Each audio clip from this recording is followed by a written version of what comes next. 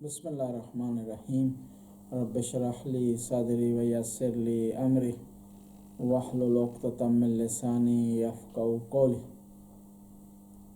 آج کے مجلس کے بانی ہیں ملک قاسم عباس، خداوند تعالیٰ ان کی توفیقات میں اضافہ فرمائے اور ان کو اس کار خیر کا خداوند تعالیٰ اجر عطا فرمائے۔ ہم نے سلسلہ تفسیر شروع کیا ہے سورہ حجرات، لیکن کیونکہ آج مناسبت ہے جناب ام المنین کی وفات کی، لہذا ان کی شخصیت سے متعلق بات چیت کریں گے اور مجلس پڑھیں گے۔ بسم اللہ الرحمن الرحیم۔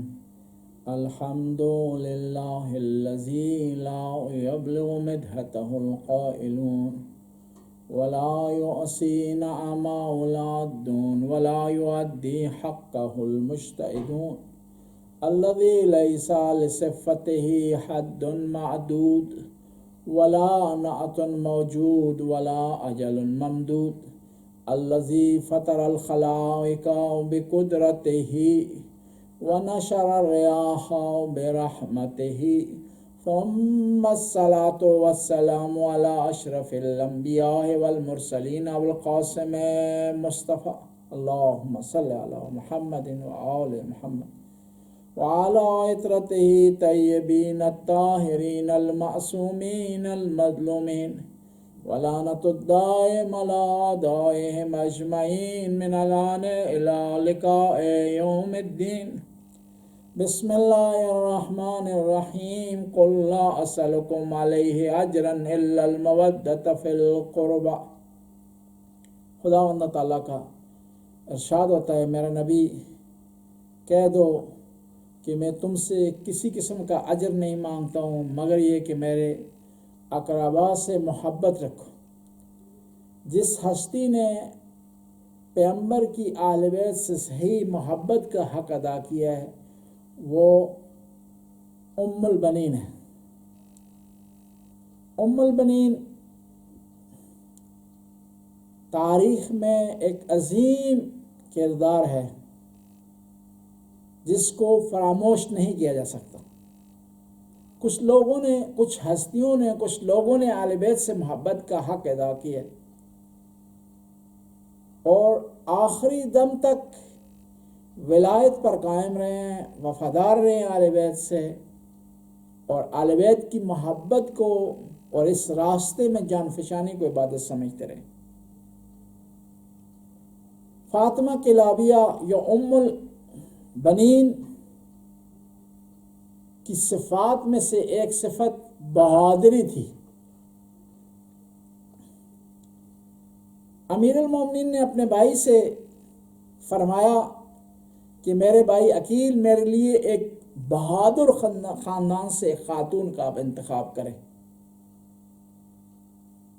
اس کا یہ مطلب یہ ہے کہ امیر المومنین چاہتے تھے کہ ان کی اولاد کے لیے ایک بہادر ماں کا انتخاب کیا جائے، اور عقیل جو تھے انہیں پتہ تھا کہ کون سا خاندان بہادر ہے، کون سا خاندان شجاع ہے، کون سے خاندان کی بہادری مشہور ہے اور اس کا چرچا ہے۔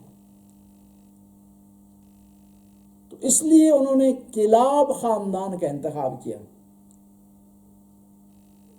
اب سوال یہ پیدا ہوتا ہے کہ امیر المومنین نے کیوں کہا کہ میرے لیے ایک ایسی خاتون کا انتخاب کیا جائے جس کا حسب و نسب ایک بہادر خاندان ہے۔ امیر المومنین ہمیں درس دے رہے ہیں کہ باپ بہادر ہو کافی نہیں ہے، ماں کا بہادر ہونا بھی ضروری ہے۔ بس کلابی خاندان ایک بہادر خاندان تھا، اور فاطمہ کلابیہ ام البنین کو بہادری ماں کی طرف سے ملی، والد گرامی کی طرف سے ملی، سمامہ کی طرف سے بھی ملی اور حزام کی طرف سے بھی ملی۔ یعنی عامر کا خاندان بھی بہادر تھا اور خالد کا خاندان بھی بہادر تھا، اور یہ بہادریاں ایک طرف اور اس طرف امیر المومنین کی شجاعت، کلاب خاندان کی بہادری اور امیر المومنین کی شجاعت مل کر جو نتیجہ بنا ہے وہ غازی عباس ہیں۔ اس لیے تو امام حسین نے ارشاد فرمایا، اے غازی، تیری شہادت کے بعد وہ آنکھ جو ابھی تک تیری بہادری کی وجہ سے بے غم ہو کر سویا کرتی تھی، وہ اس وقت اس کے بعد نہیں سو پائے گی، اور وہ آنکھ جو تیرے ڈر کی وجہ سے آج تک نہیں سو سکی گی، اس کے بعد بے غم ہو کر سوئے گی۔ اس سے پتہ چلتا ہے کہ غازی عباس میں کتنی بہادری تھی اور کہاں سے ملی تھی؟ دو خاندانوں سے، ہاشم کے خاندان سے، اور دوسری بہادری کہاں سے ملی؟ کلاب خاندان سے۔ اور دوسری جو اہم پوائنٹ ہے، بی بی کی خصوصیات ہیں ام البنین کی، وہ بصیرت ہے، سمجھ بوجھ، حق اور باطل میں پہچان۔ کہتے ہیں کہ امیر المومنین کا رشتہ آنے سے پہلے بڑے بڑے لوگوں کے رشتے آئے، بی بی نے انکار کر دیا، حتیٰ امیر شام کا رشتہ آیا، اور امیر شام کی اس وقت پوزیشن تھی کہ وہ گورنر تھا، سیاہ اور سفید کا مالک تھا، مال و متاع اس کے پاس تھا، فوجیں اس کے پاس تھیں، لیکن بی بی نے انکار کر دیا۔ اور امیر المومنین کی جب خواستگاری آئی، رشتہ آیا، تو بی بی نے ہاں کر دی۔ بس اس سے پتہ چلتا ہے کہ بی بی بابصیرت تھی، مال و متاع کو بی بی نے ترجیح نہیں دی، بلکہ کردار کو، شجاعت کو، سخاوت کو ترجیح دی۔ ایک درس ہے ہماری بچیوں کے لیے، جب کسی رشتے کے لیے ہاں کر رہی ہوں تو مال کو، پوسٹ کو، مقام کو ترجیح نہ دیں، بلکہ کردار کو ترجیح دیں، تقوی کو ترجیح دیں۔ بی بی نے بصیرت کی بنیاد پر تقوی کو ترجیح دی ہے۔ اور تیسری خصوصیت جو بی بی ام البنین میں پائی جاتی ہے وہ وفاداری ہے۔ اور جو غازی عباس میں وفاداری تھی وہ انہوں نے اپنی ماں سے ارث میں لی، وراثت میں لی۔ بی بی ام البنین نے امیر المومنین کی شہادت کے بعد دوسری شادی نہیں کی، اپنے بچوں کی پرورش میں لگی رہی۔ اور وفاداری کے حوالے سے ایک اور نقطہ آپ کی خدمت میں عرض کروں، ہمیشہ آل بیت سے دفاع کیے، اور جب آئی ہیں امیر المومنین کے گھر میں تو آنے سے پہلے کچھ کنڈیشنز رکھی ہیں۔ پہلی کنڈیشن یہ تھی کہ میں اس گھر کی خادمہ بن کر آؤں گی۔ دوسری کنڈیشن کہ مجھے فاطمہ نہ کہا جائے، مجھے ام البنین کہا جائے۔ تیسری کنڈیشن کہ میں ان بچوں کے لیے ماں بن کر نہیں آؤں گی، خادمہ بن کر کے۔ یعنی انتہائی انکساری ہے، اور یہیں سے غازی عباس نے درس سیکھا تھا۔ کس طرح درس سیکھا غازی عباس؟ آخری لمحے تک امام حسین کو بھائی کا کر نہیں پکارا، کیا کہا؟ یا مولائی، یا سیدی، یا ابن رسول اللہ، اے فرزند رسول، اے میرے آقا، اے میرے مولا۔ روایت کے الفاظ ہیں کہ جب امام حسین نے غازی عباس کے سر کو اپنی گود میں رکھا تو امام حسین نے تمنا کی کہ غازی آج تو مجھے بھائی کہہ کر پکار۔ میں چاہتا ہوں تیری زبان سے یہ آواز نکلے اور میرے کانوں پر آئے۔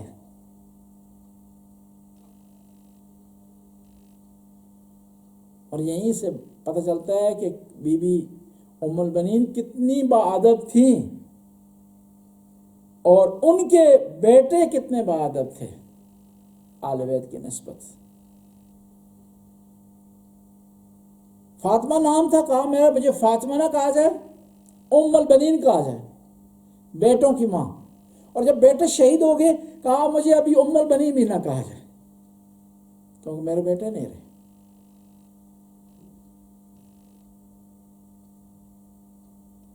اور آل بیت سے محبت کا عظیم جو ہے وہ عظیم مثال قائم کی ہے بی بی ام البنین نے. کہتے ہیں جب قافلہ چل رہا تھا مدینے سے مکہ کی طرف تو بی بی نے اپنے چاروں بیٹوں کو بلایا. عبداللہ، جعفر، عثمان، عباس، چاروں بیٹوں کو بلایا. بلانے کے بعد بیٹوں کو اکٹھا کیا، چھوٹے بیٹے کو گود میں لیا، پیار کی، محبت کی، بوسہ لیا اس کا. پھر اس طرح اس سے بڑے بیٹے، آخر میں غازی عباس کو اپنی گود میں بٹھاتی ہیں اور فرماتی ہیں غازی عباس تم نے اپنے مولا و آقا امام حسین کا خیال رکھنا ہے، کہیں ایسا نہ ہو کوئی مشکل ان کے لیے پیش آئے، کہیں ایسا نہ ہو کہیں مصائب میں گرفتار ہوں. بیٹوں کو تلقین کی اور روانہ کیا اپنے امام حسین علیہ السلام کے ساتھ.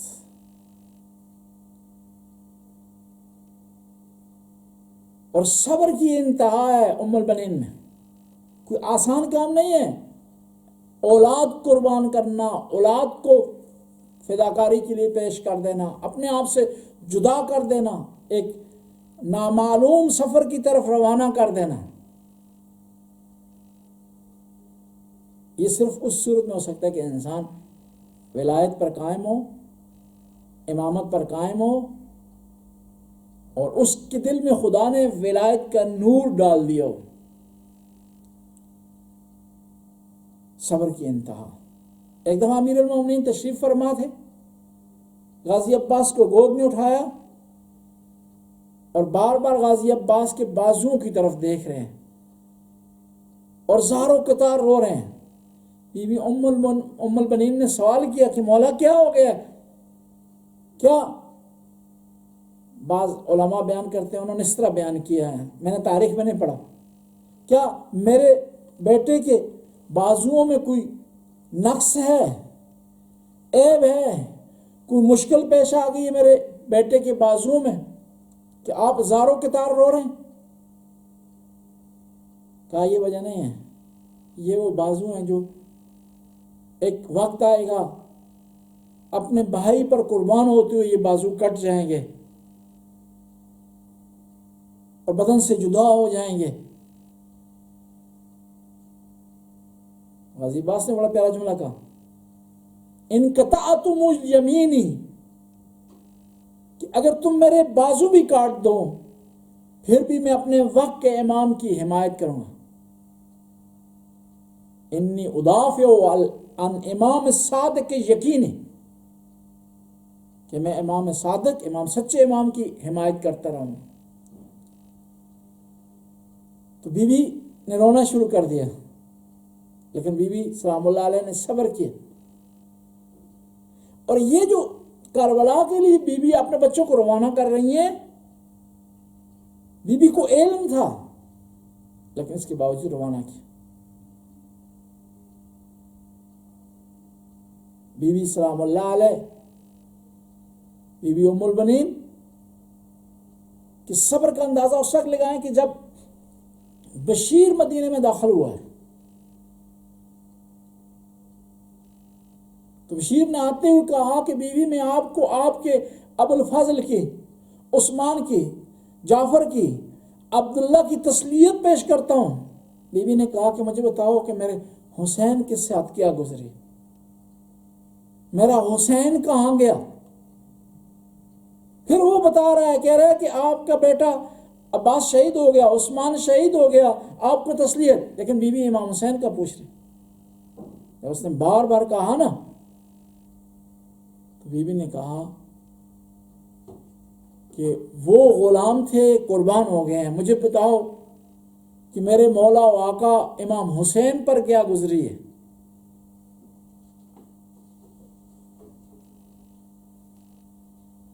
وفاداری، صبر، شجاعت، بصیرت، آل بیت سے محبت، یہ بی بی سلام اللہ علیہ ام البنین نے اپنے بچوں کو، اپنے بیٹوں کو سکھائی. خود بیوی وفادار تھیں، بیٹے بھی وفادار تھے. اگر غازی عباس کی وفاداری کو چیک کرنا ہے تو دیکھیں، یاد کریں اس وقت کو جب غازی عباس نیرے فرات پر پہنچے ہیں، پانی چلو ملیا.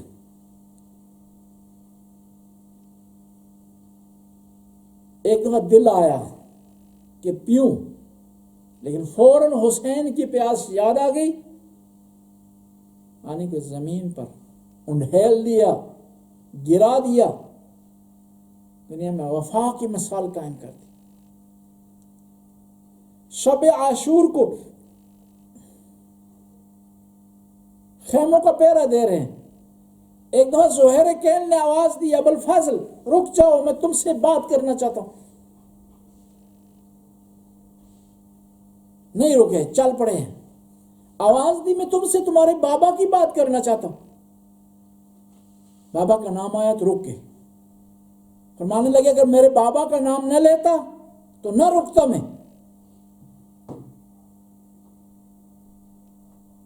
کیا بتاؤ؟ کہا ابوالفضل تمہیں پتہ ہے تمہارے والد گرامی نے آپ کو خدا سے کس لیے مانگا تھا؟ اس دن اور اس رات کے لیے مانگ. کہا مجھے علم ہے، اس لیے تو خیموں کا پہرا دے رہا ہوں. شب عاشور کو دو دشمن کے سپاہی خیموں کے قریب ہوئے ہیں.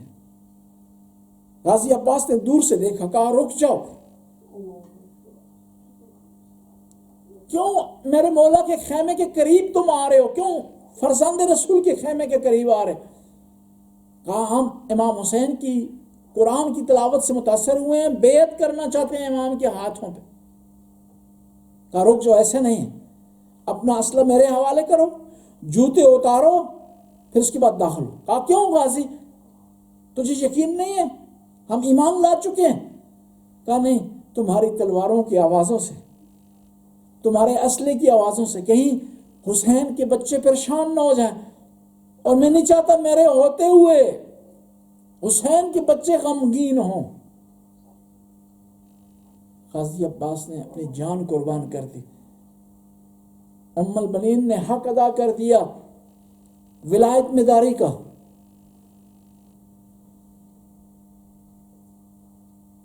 کہتے ہیں کہ کربلا کے واقعے کے بعد روزانہ بی بی جنت البقیع میں جایا کرتی تھی، اپنے پوتوں کو ساتھ لے جایا کرتی تھی، اور وہاں جا کر روزانہ نوحہ پڑھا کرتی تھی امام حسین کا، گریہ کرتی تھی، ماتمداری کرتی تھی.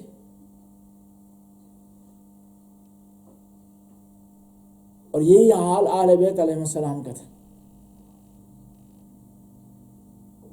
اور آل بیت علیہ السلام نے بھی احترام کا حق ادا کیا ہے. کہتے ہیں کہ ایک شخص امام زین العابدین کے پاس آیا، آ کر اس نے غازی عباس کا نام لیا. امام احترام کے لیے کھڑے ہو گئے. پھر دوبارہ اس نے نام لیا، دوبارہ امام احترام کے لیے کھڑے ہو گئے. کہا شخص میرا امتحان نہ لے، تو میرے چچا کا اگر 1000 بار نام لے گا تو میں احترام کے لیے کھڑا ہو جاؤں گا. ایک مرحلے پر جناب غازی عباس کی قبر کی تعمیر نو کا مسئلہ آیا. آیت اللہ بحر العلوم نگرانی کر رہے تھے، مستری قبر کی تعمیر کر رہے تھے. ایک دفعہ کیا دیکھا، مستری نے سوال کیا بحر العلوم سے کہ علامہ بحر العلوم مجھے بتائیں، میں نے سنا کہ غازی عباس کا بہت لمبا قد تھا، جب گھوڑے پر بیٹھتے تھے پاؤں زمین سے ٹکراتے تھے، لیکن قبر چھوٹی کیوں ہے؟ بحر العلوم نے دیوار کی طرف رخ کیا، رخ کر کے رونا شروع کر دیا. کہاں قد بڑا تھا، لیکن لاش کے جو ٹکڑے ہو گئے تھے، اور لاش کے جو ٹکڑے جمع کر کے امام زین العابدین نے جو قبر بنائی ہے اس کا یہی سائز بنا ہے. اللہ لعنت اللہ قوم الظالمین فسیعلم الذین ای منقلب. خدایا اس قلیل سی حاضری کو قبول و منظور فرما. خدایا بی بی ام المؤمنین کی عظمت کا واسطہ، ان کی وفاداری کا واسطہ، ان کی آل بیت سے محبت کا واسطہ، یا اللہ بانی مجلس کی توفیقات میں اضافہ فرما، ملک قاسم عباس کی توفیقات میں اضافہ فرما، یا اللہ ان کی مرحومین کی بخشش فرما، ان قبروں کو منور فرما، ان کے درجات کو بلند فرما، یا اللہ ان کی اولاد کو نیک اور صالح بنا، یا اللہ جو انہوں نے ڈونیشن دی ہے انجمن حسینی کو، یا اللہ انہیں اس کا دگنا چگنا عطا فرما، ان کے رزق میں وسعت عطا فرما، یا اللہ ان کے والد گرامی کو، والدہ کو صحت کاملہ وائلہ عطا فرما، یا اللہ تو غفور رحم کرنے والا ہے، کرم کرنا، انجمن حسینی کی تمام ممبران کی توفیقات میں اضافہ فرما، یا اللہ جو یہ مجلس سن رہے ہیں ان کی توفیقات میں اضافہ فرما، ان کے رزق میں وسعت عطا فرما، ان کی پریشانیوں کو دور فرما، یا اللہ اس وقت دنیا کورونا کی بیماری میں شکار ہے، یا اللہ جو مبتلا انہیں شفا کاملہ وائلہ عطا فرما، یا اللہ جو چل بسے ہیں ان قبروں کو منور فرما، جو محفوظ ہیں انہیں اپنی حفاظت میں لے لے۔ خدایا تیری بارگاہ میں عرض کرتے ہیں، ہم ناچیز ہیں، ہم نادان ہیں، رمضان کا مہینہ ہے خدایا، اس مہینے میں جو عبادت کرتے ہیں اس کو قبول فرما، جو خطا ہم سے سرزد ہوتی اسے معاف فرما، اس مہینے میں ہمارے تمام اعضاء و جوارح کو روزہ رکھنے کی توفیق عطا، ہماری آنکھوں کو، کانوں کو توفیق دے، جب سے ہم روزے میں ہیں یہ اعضاء و جوارح بھی روزے میں رہیں اور حرام کام کے مرتکب نہ ہو۔ خدایا تیری بارگاہ میں عرض کرتے ہیں زمانے کے امام کے ظہور میں تعجیل فرما، یا اللہ علماء کرام کا سایہ ہمارے سروں پر قائم و دائم فرما، مراجع اعظام کی صحیح معنوں میں ہمیں تقلید کرنے کی توفیق عطا فرما، یا اللہ مسلمانوں کو اتحاد و اتفاق کی دولت سے مالا مال فرما، یا اللہ مملکت پاکستان کو قائم و دائم فرما، یا اللہ اس مملکت میں ہم رہ رہے ہیں، یا اللہ یہاں تیری نعمتوں سے فائدہ اٹھا رہے ہیں، یا اللہ اس مملکت کو بھی قائم و دائم فرما، یا اللہ تیری بارگاہ میں ہم عرض کرتے ہیں جو لوگ بھی انسانوں کی خدمت میں لگے ہوئے ہیں، یا اللہ کسی رنگ میں خدمت میں لگے ہیں ان کی توفیقات میں اضافہ فرما، خاص طور پر اس وقت پوری دنیا میں میڈیکل کا عملہ فرنٹ لائن پہ لڑ رہا ہے، خدایا ان کو ان کی اس خدمات کو اپنی عبادت میں شمار فرما، یا اللہ جن لوگوں نے اس راستے میں جانے دے دیے ہیں ان کو شہداء کے ساتھ معشور فرما۔ ربنا آتنا فی الدنیا حسنہ وفی الآخرۃ حسنہ وقنا عذاب النار۔ اللہم صلی علی محمد۔